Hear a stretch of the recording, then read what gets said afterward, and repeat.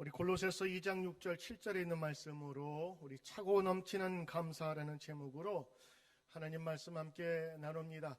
주님의 이름으로 감사하며 인사합니다. 할렐루야. 우리 일부 예배 때도 우리 온 가족과 함께 오랜만에 같이 교회에 나오시고 예배드린 가족들이 많았는데, 우리 추수감사절을 맞아서 감사함으로 가족이 함께 모여서 예배드림을 또 축복하고 감사를 드립니다. 오늘 모든 성도님들과 함께 추수감사절을 맞아 감사함으로 저희가 예배드리고 있습니다. 여러분, 하나님이 우리에게 원하시는 가장 큰 소원이 무엇인 줄 아십니까? 바로 그것은 감사한 마음으로 사는 것입니다. 감사는 우리 믿음의 윤활유입니다.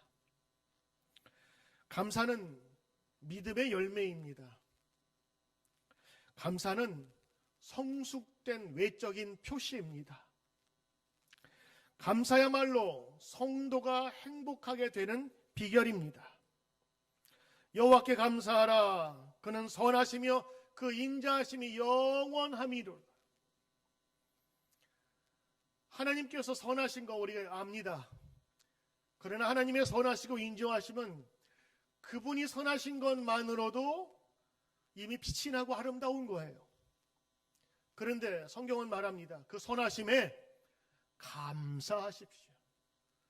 결국에 감사는요, 하나님의 인자하심과 그 넓으신 위엄을 우리 가운데 모실 수 있는 통로가 되는 거예요.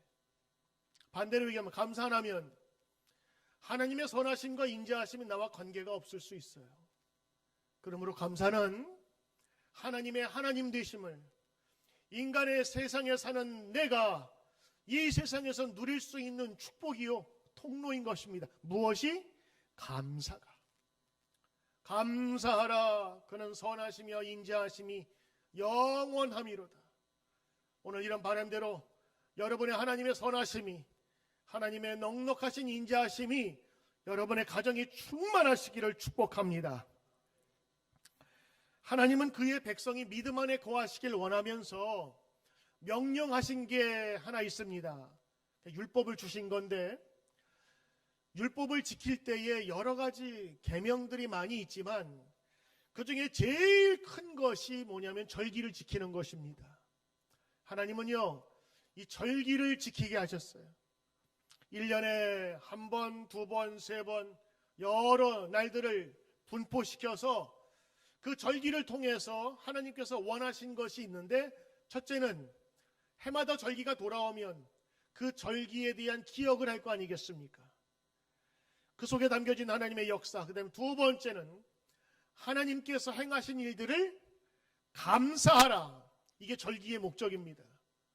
사실 이 하나님께서 말씀하신 것을 지키라 한 이 규례와 율례를 지키는 사람에게 있어서 이 절기 지킴은 곧 하나님을 찬양하는 것인데, 이 절기의 목적은 감사라고 하는 거예요. 그러면 감사가 빠지면 절기의 의미가 없어지는 겁니다. 하나님의 고마우신 것을 기억지 않으면 그건 절기가 아니에요.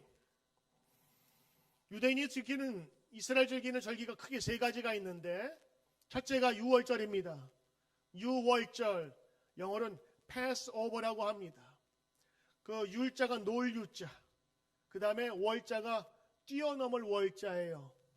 그러니까 유월절은 6월에 있는 특별한 절기가 아니라 뛰어넘다, 영어로는 패스오버, 나를 지나갔다고 하는 것입니다. 왜 패스오버인지 여러분 아시지요? 이스라엘 백성들이 그 노예 생활로 살던 에집트에 바로왕을 설득시키다 안 돼서 마지막 죽음의 저주의 세력을 보내기 시작하는데, 어린 양의 피를 문설주, 그 문지방에게 바르는 집은 죽음의 사자가 그곳에 들어가지 못하고 뜨거, 아유 무서워하고 넘어간다는 얘기예요. 패스오버입니다. 결국에는 그 문설주의 어린 양의 피를 바르지 아니한 그 모든 이스라엘뿐만 아니라 에집트의 모든 집은 죽음의 사자가 들어가서 첫 번째 태어난 자식들, 그 다음에 짐승의 새끼들 다 생명 걷어가 버렸어요. 그런데 하나님께서 그 유월절을 지키는 그 백성들, 어린 양의 피를 문설주에 바른 그 집에는 들어가지 못하고 건너 뛰어버렸단 말이에요. 하나님의 능력이 이렇게 죽음의 세력까지도 건너뛰게 만드시는구나. 그것을 감사하는 유월절이에요. 이거 무교절이라고도 하는데, 그때는요 떡을, 이스트를 넣지 않은 딱딱한 그 빵을 먹는 날입니다. 이날은 하나님께서 그들을 구원하셨다고 해서 얼마나 그들에게 큰 감동이 되었는지, 이것 때문에 애굽에서 탈출하게 되었고요. 그래서 그들은 이스라엘 달력의 1월 1일이 유월절이에요. 에집트에서 나온 날이 지금의 여러분 1월 1일을 만드는 거예요. 날짜를 바꿀 만큼 그냥 위대한 사건으로 기억하고 있는 것입니다. 두 번째는 맥주절, 하나님께서 새로운 종자를 뿌려서 거두게 하신 일에 감사한 것이고, 또 세 번째는 수장절이라고 한 이 추수감사절의 기원입니다. 한 해의 농사를 잘 지을 수 있도록 한 풍성한 열매 속에서 오늘 하나님께 감사의 예배를, 그들이 수확한 음식물을 들고 와서 예배드리는 겁니다. 오늘 여성교회에서 우리가 이쁘게 강단장식을 잘 해주셨어요. 얼마나 탐스럽던지. 우리가 해마다 있었던 과일은 안 하고 우리가 과일을 우리 이웃 주민에게 나누어 주었는데, 이번에는 선물하는 것이 저희도 그렇고 받는 사람에게도 좀 꺼려질까봐 우리는 강단 장식만 이렇게 했습니다. 색깔이 얼마나 아름다운지요. 이 과일들이 처음부터 이 모양이었을까요? 아니요. 올해 처음에는 씨앗이었을 겁니다. 나무 속에 숨어 있었을 겁니다. 그런데 한 해를 지나고 나니까 이렇게 오곡백과 아름다운 열매와 과일들로 가득 찬 세상을 하나님께서 만들어 주신 것입니다. 이것이 바로 감사의 동기요, 감사의 중요한 원인인 것입니다. 하나님께서 우리를 지키셨습니다. 하나님께서 우리를 인도하셨습니다. 하나님께서 역사하셨습니다. 하나님이 시작하셨습니다. 이게 여러분 절기의 목적이고, 그 절기의 중심에는 감사가 있는 것입니다. 그래서 추수하면서 기쁜 절이라고 안 그러고요, 추수 기쁜 절이 아니라 추수 감사절이에요. 감사, 하나님께서 하셨으니 감사하는 것입니다. 오늘 여러분이 읽으신 골로새서 2장은 사도 바울이 한 번도 가보지 못한 교회에 대한 편지입니다. 골로새 교회입니다. 에베소에서 전도하고 그리고 교회를 세우고 말씀을 전할 때에 거기에서 은혜 받은 사람이 자기 동네에 가서, 골로새 지역에 가서 교회를 세운 게 골로새 교회인데, 말만 듣고 소문만 들었던 그들에게 권면하듯이 꼭 필요한 믿음의 요소들을 적어서 보낸 것이 바로 골로새서인데, 그 중에 가장 중요한 것이 바로 2장 6절 7절 말씀입니다. 거칠고 투박한 믿음의 기름칠을 해주며 열매를 맺게 하는 것이 감사이기에 오늘 이 중심에는 감사가 들어있는 것입니다. 오늘 사도 바울의 간절한 부탁의 말씀을 통해서 오늘 추수감사절 우리 성도들이 어떤 모양으로 어떻게 자리를 잡아야 되는지를 같이 살펴보고자 합니다. 오늘 여러분 말씀을 한번 같이 보실까요? 6절에 있는 말씀, 그러므로 너희가 그리스도 예수를 주로 받았으니 그 안에서 행하되, 7절, 그 안에서 뿌리를 박으며 세움을 받아 교훈을 받은 대로 믿음에 굳게 서서 감사함을 넘치게 하라. 길지요. 근데 여러분, 문장이 길더라도 주어와 목적어와 서술어를 구별하면 쉽습니다. 첫 번째 주어는 뭘까요? 6절에 있는 말씀입니다. 너희가 그리스도 예수를 주로 받았으니, 마지막 서술어는 7절의 말씀, 감사함을 넘치게 하라. 이렇게 쪼개서 보면 이해하기 쉽습니다. 그러므로 오늘 사도 바울이 전하고자 했던 그 첫 번째는요, 6절에 있는 말씀, 너희가 주를 그리스도로 받았으니, 그리스도 예수를 주로 받았으니 감사를 넘치게 하라라고 하는 것입니다. 자, 여러분, 우리가 무엇을 감사해야 될까요? 승진한 거 감사할 수 있고, 자녀 잘된 거 감사할 수 있고, 자녀들 이번에 대학 들어간 거 감사할 수 있고, 공부 열심히 하는 거 감사할 수 있고, 장학금 받은 거 감사할, 그리고 여러분 사업하는 비즈니스가 잘 돼서 계약 잘하고 손님 많아지고, 그리고 건강하고, 그리고 할 수 있는 거 다 할 수 있다면 여러분 감사의 조건이겠죠. 그러나 여러분 그것은 조건적인 감사일 수 있어요. 내가 원하는 것을 얻었으니까 감사는 조건적 감사입니다. 그런데 우리 신앙에서 말하는 것은 무조건적인 감사라고 생각하지 않고요. 오히려 더 근원적인 감사에 포커스를 두는 거예요. 뭐지요? 내가 있고 없고에 대한 문제가 아니라 가장 중요한 것, 그것을 우리에게 주셨기에 감사하는 것입니다. 우리 성도들이 이걸 잊을 때가 많아요. 왜? 추수감사 자리는 풍요한 것이 너무 많아서 우리에게 주신 그 원래적인 태고의 목적까지 우리가 잊어버릴 때가 있어요. 그 첫 번째는요, 주 예수께서 우리에게 생명과 영생을 주셨다는 말씀. 그래서 예수 그리스도를 주로 받았으니, 영어로 보니까 뭐래요? Therefore, as you have received. 뭘 받았어요? 너희가 받았어요. Christ Jesus, the Lord, 우리 주님이신 Christ, 그리스도 예수를 받았다고 하는. 할렐루야. 여러분 정말 예수님 받으신 거 여러분 감사하십니까? 이 감사가 넘쳐야 다른 감사가 될 수 있는 거예요. 이 감사가 빠지니까 교회가 뭐가 돼버렸어요? 무당처럼 돼버렸어요. 자기 소원 두고 마치 지인이 불러내듯이 요술 속에 등잔 속에 들어있는 지인이 불러내도 하나님 불러내서 내 소원 다 얘기하고 그대로 들어줘야만 됩니다는, 그래서 나중에는 힘이 없는 기독교로 우리는 보지 않았습니까? 기독교의 가장 큰 핵심은요, 바로 주 예수 그리스도의 구원의 능력입니다. 어떤 죽음에서도 굴하지 아니하는 그 하나님의 아들 예수 그리스도께서 누구도 씻을 수 없는 이 죄를 깨끗하고 그리고 아주 희도록 만드신 그분의 능력에 감사할 수 있는 성도, 바로 이것이 우리 감사의 첫 번째 조건이 되는 겁니다. 우리가 믿음 생활하면요, 이 첫 번째 조건을 너무 흔하고 너무 많이 들어서 잊어버릴 때가 있어요. 그러나 사도 바울은 권면합니다. 여러분 감사가 넘치게 하되, 첫 번째는요, 여러분이 예수 그리스도를 주님으로 받은 겁니다. 예수님을 영접한 겁니다. 그게 여러분 없으면 여러분의 믿음은 굳게 설 수 없습니다 라고 얘기하는 것입니다. 오늘 특별히 감사하라고 그랬죠. 근데 오늘 성경은요, 아주 마음에 들어요. 너무 마음에 들어. 감사함을 어떻게 해요? 감사함을 넘치게 하라. 감사함이 넘치는 것은 어느 정도냐? 컵에 물을 붓습니다.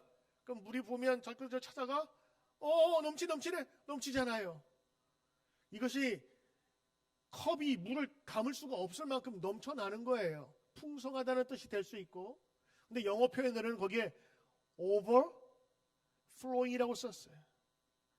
이 overflowing은 뭐냐면 넘쳐나되, 이런 작은 물에서는 조금 넘쳐나지만 뚝방과 제방을 뛰어넘는 물은요, 무시무시하게 변합니다.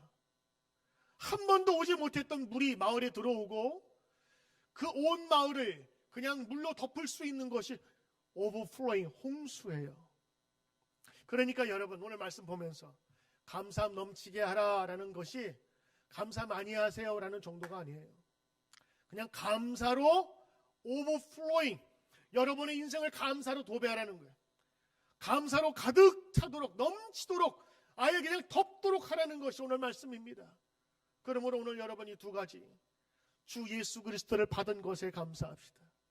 그리고 감사함이 넘치게 하는 것이 성도의 삶입니다 하는 것입니다. 할렐루야. 오늘 여러분의 삶에 이 overflowing, 넘치는 하나님의 감사가 가득하기를 주의 이름으로 축원합니다. 구원의 은혜는 이 세상에 겪는 모든 어려움을 덮고도 남음이 있기에 훌륭한 영적인 보상이 되는 것입니다. 때로는 환난과 핍박 중에서도 하나님의 이 구원의 역사는 우리에게 임할 때마다 감사로 나타나는 것이 성도의 바람직한 리액션, 반응인 것입니다. 왜냐하면 그 주님이 영원한 생명과 영원한 권인세를 우리에게 주셨기 때문인 것이지요. 여러분, 인생 길다 하지만 우리 어르신들 얘기 들어보면 인생 덧없고 짧다고 얘기해요. 잠깐 눈 감았다 떴는데 벌써 70, 80. 우리 인생이 그런 겁니다. 그분들만 느끼는 것이 우리도 또한 그렇게 고백할 때가 있는 거예요. 재산이 있고 없고, 배움이 있고 없고, 경험이 있고 없음을 떠나서 죽음 앞에 서게 될 바로 그날에 하나님께서는 천국의 백성임을 우리에게 도장 찍어 주신 것입니다. 저는 비행기 타고 해외에서 이 미국에 들어올 때마다 그런 비슷한 걸 느껴요. 비행기 안에서는 누가 누군지 알 수가 없어요. 저 사람이 한국 사람인지 미국 사람인지 아시아 사람인지 중국 사람인지. 근데 어디에서 알게 돼요? 나올 때 거기에서 여권을, 패스포드를 딱 넣잖아요. 그럼 그때부터 이 사람이 정말 들어와도 되는 사람인지, 그리고 어느 나라 사람인지 거기 다 기록하게 돼요. 그 다음에 길도요 보니까 여기에는 비짓, 여기에는 뭐라 그러죠? 시티즌? 그래가지고 아예 비행기에서는 전혀 모르는, 나갈 때면 둘이 갈라져요. 그 모습 보면 여기 지옥 가는 사람, 천국 가는 사람, 앞으로 천국 가면 그렇게 되지 않을까라는 그런 생각이 들더라고요. 지금 이 세상에 살 때는 몰라요. 그러나 정말 죽음 앞에 서게 될 바로 그날에 우리 천국 백성이 된 것을 감사하는 그날이 올 것이라고요. 여러분, 그것 때문에 우리가 신앙하고 주 예수를 믿는 것입니다. 초대교회에 보면 순교자들이 있었어요. 죽음을 각오하고 죽더라도 믿음 때문에 죽었던 사람들이 있었어요. 왜 그랬을까? 정말 그만한 가치가 있었을까? 맞습니다. 그들은 세상 사람이 보지 못했던 가치가 있었기에 목숨조차도 버릴 수 있었던 거예요. 성경에서는 이 이야기를 예수님께서 비유로 말씀하셨는데, 어떤 사람이 밭이 있었어요. 그 밭이 한 10만 불 정도 된다고 합시다. 근데 어느 날 저 옆집에 있는 갑돌이가 와가지고 100만 불 주겠다는 거예요. 권사님 팔겠어요, 안 팔겠어요? 웬 떡이냐고 먹겠지. 팔겠어, 안 팔겠어? 의심할까? 무슨 소리야? 10배를 준다는데 얼른 팔아버리겠죠. 근데 알고 보니까 그 100만 불 주고 사겠다는 사람이 동네 지나다가 운동하다 보니까 거기에 금은 보화가 잔뜩 묻어있는 걸 본 거예요. 왜냐하면 옛날엔 전쟁통이 하도 많아서 금은 보화를 항아리나 이런 데다가 땅에 이웃집에 모르는데 묻어놓고 도망갔다가 이 사람 전쟁에서 죽으면 이거는 아무도 모르는 보물이 된 건데, 그걸 발견한 거예요. 100만 불 줘도 이 가치가 1000만 불, 밀리언, 빌리언이 되는 건데 이거 왜 못 사겠어요? 그래서 예수님께서 뭐라고 얘기하셨냐면, 이 금은 보화를 본 사람은 비싼 값을 주고도 밭을 산다라고 얘기한 거예요. 왜 죽었을까? 우리 이렇게 생각하지만 그분들은 이 짧은 인생 속에서의 삶이 아닌 영원한 삶, 영생을 보았기 때문에 자기의 목숨조차도 아깝지가 않은 거예요. 이래 사나 이래 죽고 치이나 저래 살고 치이나 굶어 죽으나 전쟁통에 죽으나 어차피 죽을 인생인데 난 죽을 이후에 영원한 삶에 대한 보증을 선택하겠어. 그것이 순교자들의 마음이었습니다. 여러분, 무언가 참된 진리가 있었기에 그들이 믿음 안에서 죽을 수 있었던 것이 아닐까요? 여러분, 감사주일의 유래를 아십니까? 추수감사주일은 성경에 없습니다. 성경에 추수감사절을 지내라고 한 적이 없어요. 그러나 11월 이 마지막 주에 목요일을 추수감사절로 정한 이 미국에서 모든 교회가, 기독교의 그 진리를 알고 있는 교회가 11월 달에 추석과 더불어 함께 이 감사절을 지내고 있는데, 이 감사절의 원래 그 뜻은 이렇습니다. 청교도들이 메이플로우를 타고 이 유럽에서 건너왔습니다. 100여 명이 건너왔는데 그 첫 해에 절반이 죽었어요. 하나님, 믿음 때문에 왔는데 더 잘 살기는 못할 망정 이 절반이 죽다니요. 점점 늘어나는 무덤을 바라보면서 그들은 실망했고 흉년이 들었어요. 왜냐하면 유럽에서 가져왔던 그 씨가 미국 땅에 맞질 않는 거예요. 그래서 열매도 맺지 못하고 다 죽어버렸어요. 기근이 들 때마다 여기 원주민들이 주는 음식과 곡식을 가지고 겨우겨우 살아났습니다. 그들이 어려웠을 때는 금식을 선포하고 기도했어요. 또 한 번의 위기가 왔을 때 많은 사람들이 금식 기도해야 된다고 생각을 했는데 한 농부가 이렇게 얘기했습니다. 지금까지 우리는 금식하면서 하나님께 도와주길 간절히 기도했습니다. 그러나 이제 한번 달리 생각합시다. 비록 농사가 흉년이 들고 형제자매들이 병으로 쓰러지는 어려움이 있지만 이 가운데 우리가 감사할 것이 있다고 생각합니다. 식량이 풍족치 않고 여건이 유럽보다 편안하지는 않지만 우리에게는 신앙의 자유가 있지 않습니까? 신앙 때문에 우리 여기 왔지 않습니까? 두 번째는 내 마음껏 얘기할 수 있는 정치적인 자유가 있지 않습니까? 영국에 있을 때는 영국의 성공회와 또 다른 정치적인 그 압박 때문에 내 스스로 이야기할 수 없는 그 자유를 여기서 우리가 누릴 수 있지 않습니까? 그리고 세 번째, 우리에게는 이 광활한 넓혀진 땅이 있지 않습니까?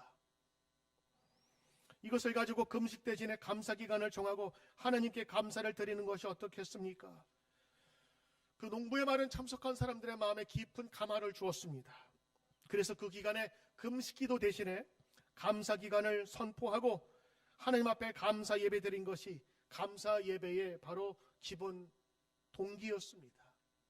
그렇습니다, 여러분. 오늘 이 역사적인 사건을 통해서 우리는 배워야 합니다. 그리고 이 추수감사절은 이렇게 시작됐다는 것을 배워야 합니다.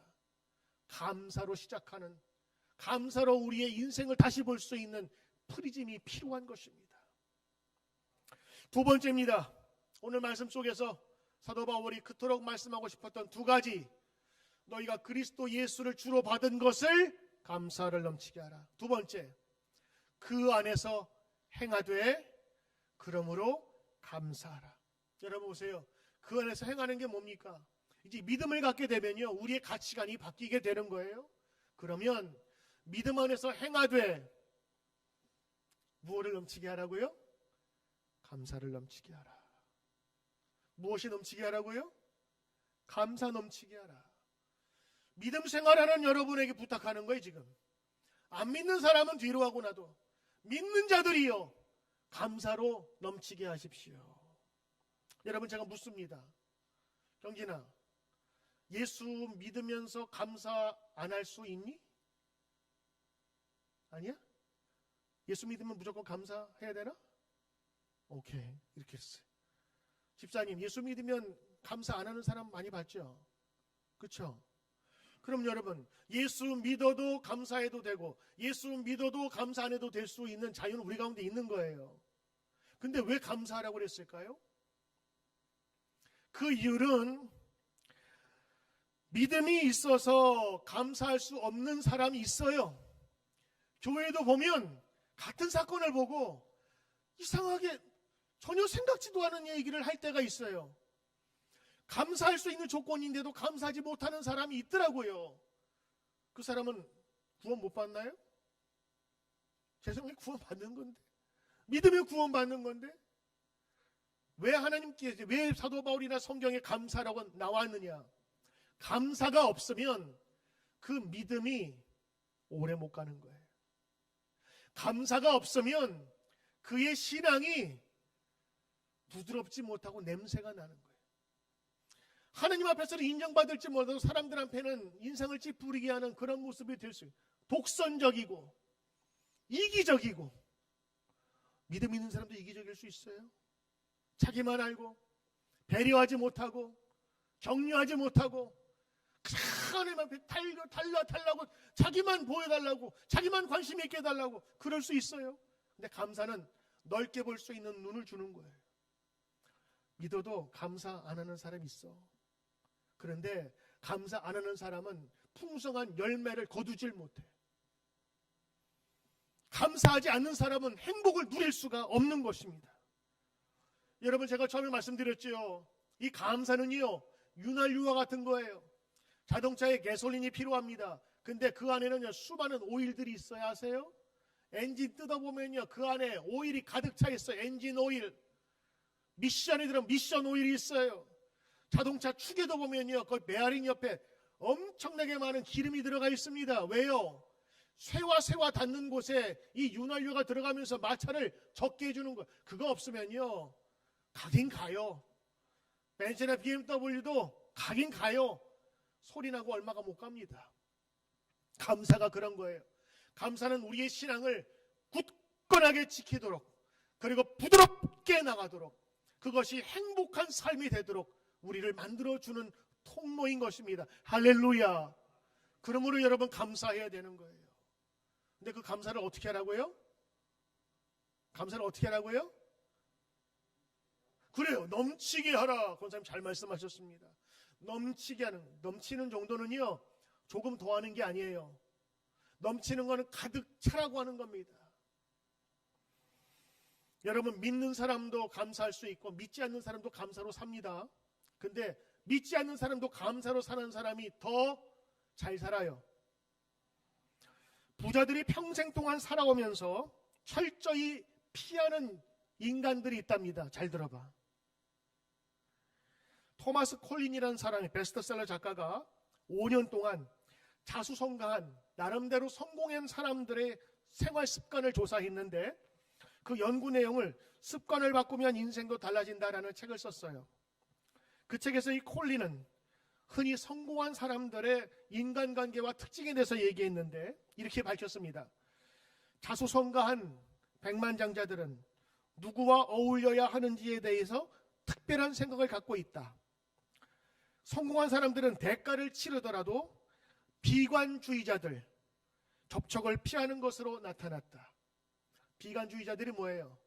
인생을 똑같이 보더라도 험하게 보고 나쁘게 보고 안타깝게 보고 슬프게 보고 낙담하고 염려하고 비난하고, 이런 류의 사람들을 철저히 피한다는 거예요. 왜? 피해 같이 하면은 내 물들 정도가 아니라 내 인생 자체가 망가지니까. 여러분, 하나님을 믿지 않는 사람들도 누구를 만나느냐, 누구와 교제하느냐에 따라서 인생이 달라짐을 알고 있는 겁니다. 그런 의미에서 본다면 세상의 성공은 돈 많은 사람하고 함께 여유 있게 즐기는 것이라 하지만, 인생 전체를 짧은 인생이 아닌 영혼의 관점에서 본다면 우리는 누구와 사귀고 있는 거예요? 할 수 있거든 무슨 말이냐? 능치 못할 일이 없느니라 선포하신 주님, 그분을 우리 친구 삼겼잖아요. 내가 이 세상에 심판하러 온 것이 아니라 구원하러 왔다는 예수님과 우리 친구 삼고 있잖아요. 그래서 우리는 덧없이 좋은 조건 중에 성공한 조건이라고 할 수 있는 예수 그리스도를 나의 친구로 삼은 것이 우리의 가장 성공적인 요건이요 감사의 조건이 된다고 저는 믿습니다. 로마서 1장 5장 1절에 우리가 믿음으로 의롭다 하심을 받았으니 우리 주 예수 그리스도로 말미암아 하나님과 화평을 누리자. 하나님과 화평을 누리게 할 수 있는 그 대사, 그 엠베서더가 우리의 친구요 우리 편이라고 하는 것입니다. 여러분, 비관론자로 사는 사람들, 염세주의자들, 자기만이 아니라 이웃을 망가뜨릴 수 있습니다. 사랑하는 성도 여러분, 안 믿는 사람도 피해야 될 것이 있어요. 그건 감사하지 않는 사람들. 그러나 우리가 가까이 해야 하고 만나야 되고 우리 가운데 심어야 될 우리의 생활 습관이 있다면 그것은 감사하는 것입니다. 그것도 감사를 넘치게 하는 것입니다. 세 번째, 오늘 사도 바울이 부탁합니다. 이제 이렇게 얘기합니다. 그 안에서 뿌리를 박으며 세움을 받아 교훈을 받은 대로 믿음에 굳게 서서 감사를 넘치게 하라. 이제 예수 믿은 다음에 예수님 안에서 감사하라. 그리고 나서 뿌리를 받고 세움을 받아 교훈을 받은 대로 믿음에 굳게 서서 감사함을 넘치게 하라. 세 가지입니다. 하나는 루트, 뿌리를 내리려고 하는, 흔들리지 않게. 또 하나는 이스터브리시, 하나님께서 건축하고 높여 세우는 것. 그리고 흔들리지 않는 아주 단단한 그 모형을 가지고 이제 감사를 넘치게 하라는 거예요. 그러므로 감사는요, 흔들리는 갈대가 아니에요. 좋으면 하고 안 좋으면 안 하는 것이 아니라 뿌리를 든든히 내린 믿음 가운데에서 감사 생활을 넘치게 하라는 것은 언제든 감사, 언제든 그의 삶 속에서 감사가 넘치게 하라는 것입니다. 요즘 새벽 기도 때 살피는 인물이 있는데 바로 다니엘이 바로 여기에 속한 사람입니다. 다니엘은 시대를 잘못 만나가지고 젊었을 때 나라가 망해가지고 노예로 팔려가서 그 나라에 정말 노예살이를 했던 그 사람인데 왕궁에서 뽑힐 사람을 뽑는다 해서 시험을 봐서 붙었어요. 그래서 고위 관료가 됩니다. 하나님의 지혜로 말미암아 왕의 꿈을 해석해서 그 총리가 되는 영예를 누리게 됩니다. 그런데 그 주변에 있었던 사람들이 시기하는 거예요. 고속 승진과 다른 민족들이 시기해서 그를 잡아 죽이려고 계책을 꾸밉니다. 그래서 왕에게 이야기하죠. 왕이시여, 다른 신상이나 우상에게 절하는 자는 이 30일 기간 동안에 그를 잡아내어 죽입시다. 그러므로 왕위를 높이십시다. 왕은 뭣도 모르고 예스했지요. 직인을 찍었습니다. 근데 알고 보니까 다니엘을 죽이기 위한 계획이었어요. 왜냐? 다니엘은 하루 3번 기도했거든요. 하나님한테. 그거조차 금지하라고 한 걸 모르고, 그가 알았음에도 불구하고 그는 집에 가서 기도했습니다. 이렇게 성경은 기록되어 있어요. 다니엘 6장 10절에 다니엘이 이 조서에 왕의 도장이 찍힌 것을 알고도 자기 집에 돌아가서는 윗방에 올라가 예루살렘을 향해서 문을 열고 전에 하던 대로 하루 3번 무릎을 꿇고 기도하며 그의 하나님께 감사하였더라. 그 직인이 찍혔던 명령을 알매도 불구하고 집에 가서 하루 3번 무릎 꿇고 기도했다. 여러분 그렇게 알고 계시죠? 근데 여러분 다니엘서를 보면서 깜짝 놀란 게 있었습니다. 그는 기도했다가 중요한 것이 아니라 마지막 결론 서술 부분, 그가 무릎을 꿇고 기도하며 그의 하나님께 감사하였더라. 그의 하나님께 감사하였더라. Thanks before his God. 하나님께 감사하였다. 저는 오늘 보면서 성경을 다시 보게 됐어요. 우린 다니엘 그러면 다니엘의 새 친구와 믿음에 대해서 이야기를 하는데 다니엘의 감사에 대해서는 들어본 적이 나도 없어요. 다니엘의 인생의 목적은요, 감사였던 것 같아요. 감사하니까 기도했던 거예요. 감사하니까 내가 지금 죽어도 하나님 버릴 수 없습니다라는 고백이 나온 거예요. 그러니까 우리가 생각하면 잘했으니까 하나님께서 축복 주신 게 아니라 그는 믿음에 서서 하나님께서 세우심을 입은 든든한 믿음을 지켜오니까 하나님께서 거꾸로 그를 축복해 주신 거예요. 마지막에는요, 다니엘이 사자굴에 들어갑니다. 모함을 받아서. 근데 그 사자굴에 들어갔을 때 아무런 흠도 다치지 않고 나왔어요. 왜일까요? 하나님께서 그 사자의 입을 막으셨거든. 병든 사자가 아닙니다.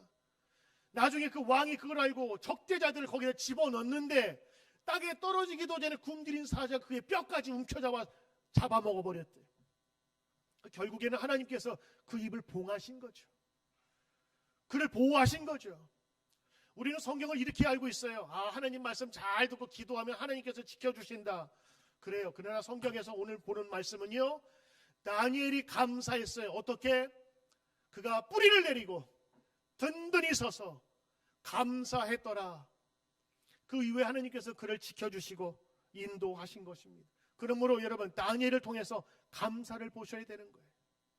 그가 감사했어요. 그래서 기도했던 겁니다.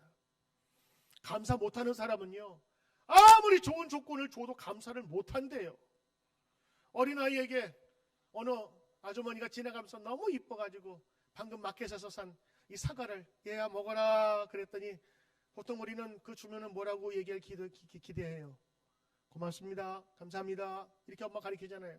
못하면은 야 감사하다 그래. 근데 이 아이가 의젓하게 공부를 열심히 잘 배운 것 같아요. 그래서 사과를 받았더니 뭐라고 그러냐면 뭘 이런 걸 다 이렇게 얘기를 해요.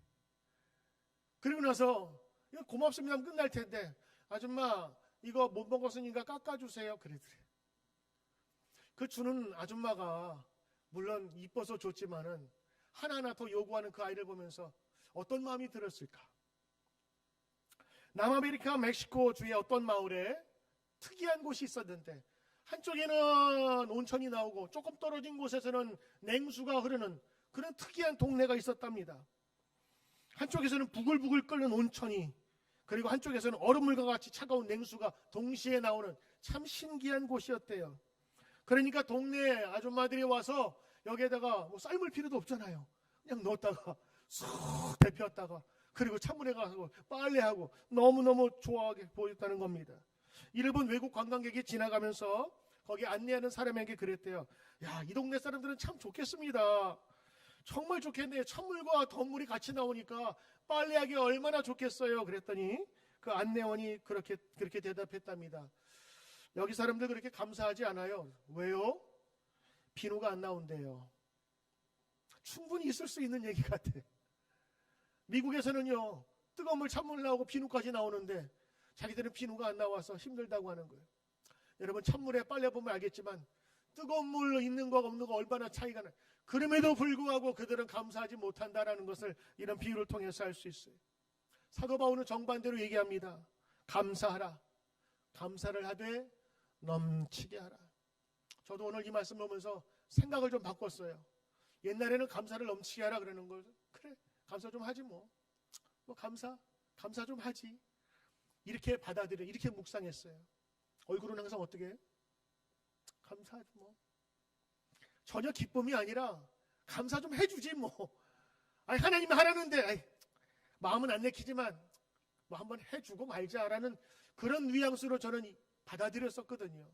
근데 오늘 말씀 보니까 감사를 해주라는 정도가 아니라 넘치게 하라, 넘치게 해서 잠기게 하라, 그 말씀으로 이해가 되더라고요. 특별히 올해는 감사라는 것이 좀 감사하기에 좀 불편해요. 너무도 우리가 피해를 본 게 너무 많아. 잃어버린 게 너무 많아. 내가 우리가 가지고 누린 것보다 안 된 게 너무 많아. 사업도 그렇고 벌이도 그렇고 우리 아이들 학교에 공부하는 거, 그 모든 자유를 다 뺏긴 것 같아. 우리 예배 전에 우리 권사님 너무너무 사랑스러워서 정말 내가 안아주고 싶어요 그랬더니 안 돼요? 그러면서 그냥 김진호 권사님이 안 돼요? 그러면서 그냥 나를 탁 이렇게 가서 인사만 하시더라고. 정말 안아주고 싶어요 권사님들. 정말 이런 어려운 중에도 교회 나와서 예배드리고 너무너무 귀하고 고마워요. 하나님 얼마나 귀해 보실까. 근데 코로나가 그걸 다 막아버렸어요. 수입도 막아버리고 경력도 다 막아버리고, 그리고 지금도 어렵게 사는 사람도 있어요. 지금 많은 사람이 병원에서 입원하고 이제 사망자도 늘어가는 이때에 감사가 나올까? 나에게 누가 묻는다면 저는 오늘 성경의 근거에서 말씀하겠습니다. 감사함을 넘치게 하십시오. 감사함을 넘치게 하십시오. 우리보다 더 험한 시대에, 더 비관적인 상황에서도 감사의 조건을 찾아서 하나님께 감사한 이들이 있습니다. 그들이 하나님의 말씀대로 살았을 때에 하나님께서 넘치는 축복을 주신 거예요. 여러분, 예수 믿어도 감사하지 않는 사람이 있습니다. 그 사람은 누리지 못합니다. 그리고 오래가지 못합니다. 그러나 감사하는 사람은 다릅니다. 오래갑니다. 그리스도의 향기를 품습니다. 다른 사람을 유익하게 합니다. 그리고 자신을 행복하게 하고 믿음을 오래가게 만드는 것입니다.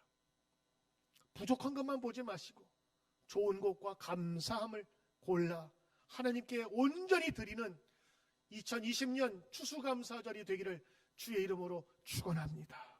기도하겠습니다. 감사함을 넘치게 하라. 감사함을 넘치게 하라.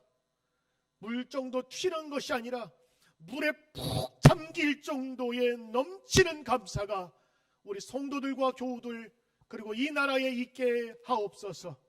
예수님 이름으로 기도드리옵나이다. 아멘.